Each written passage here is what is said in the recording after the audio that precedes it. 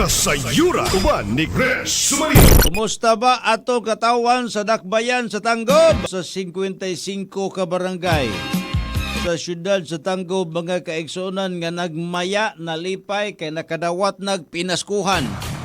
Haya sa mga nakadawat o pinaskuhan ay si Mayor Sabiniano Ben Canama, sa ato ang mga katawan siya nagpasalamat sa pagsuporta sa iyang administrasyon nga diin anaagyod kanunay mga higala ang tinuod nga kalipay. Una ang Ginoo, kerting sadsad o gudyaka dito nakalabay nga adlaw dito sa Hudyaka sa plaza. Kauban sa to ang may programa ni sa syudad bay.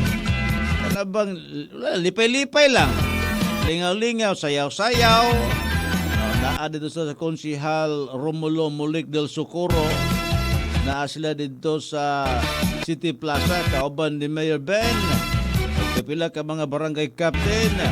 Naa dito atong tungura mga higala. Lingaw gaya. Grabe sila makaikid-ikid. Ano ilahang programang Hudyaka?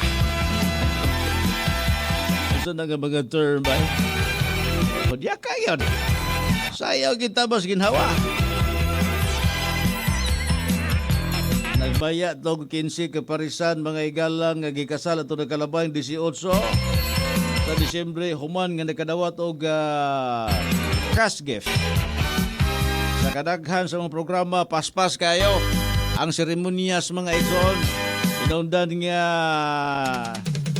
ano to, kadang sugod masunod-sunod man ko to.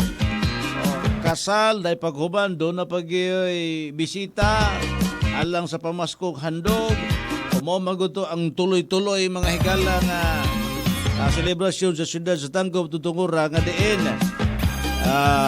Gitawag nilang mga higala, espesyal to nga kasaulugan sa Pasko mga igsoon.